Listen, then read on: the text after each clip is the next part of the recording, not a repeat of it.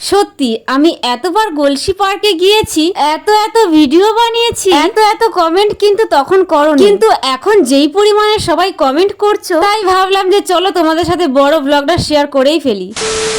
Hello viewers, আমার নাম সোনালী, আমি থাকি পানাগড়ে। কাল গিয়েছিলাম গলসি পার্কে ভিডিও বানাতে, ভিডিও বানিয়েওছি আর পোস্টও করে ফেলেছি। আর সেই ভিডিওগুলোতে কিছু কিছু মানুষ কমেন্ট করছে এই পার্কটা কোথায়, গলসির কোন জায়গায়, এসব কমেন্টই করছো। তো তাদেরকে বলি দেখো, আমি তো থাকি পানাগড়ে, তাই আমি এই পার্কটার বিষয়ে জানতাম না, কিন্তু যবে থেকে আকাশের সাথে ভিডিও বানানো শুরু করেছি তবে থেকে আমি চিনলাম এই পার্কটা। তবে হ্যাঁ, তোমরা এটাও বলেছো যে পার্কের মধ্যে কি কি জিনিস আছে না আছে সেগুলো একটু দেখাতে। তো চলো এই পার্কটা যেতে হলে কিভাবে তোমরা যাবে। আমি যেহেতু পানাগড়ে থাকি তাই লোকাল ট্রেন ধরেছিলাম। পানাগড় থেকে গলসি যেতে মিনিমাম 30 মিনিটের উপরে তো লাগবেই, আর তোমরা যদি কেউ বাইকে যাও তাহলে তো আরো কম সময়ে পৌঁছে যাবে। গলসি স্টেশন থেকে মাত্র 10 মিনিট লাগে এই পার্কটাতে আসতে। আর এই পার্কে ঢুকতে গেলে তোমাদেরকে কিন্তু টিকিট কাটতে হবে, আর টিকিটের প্রাইস হলো 20 টাকা করে, মানে এক একজনের। আর এই পার্কটা কিন্তু ভালোই বড়, বাইরে থেকে তোমরা বুঝতে পারবে না, ভিতরে আসলেই বুঝতে পারবে। আর এই পার্কটার মধ্যে কি কি জিনিস আছে তোমরা নিজেরাই দেখে নাও।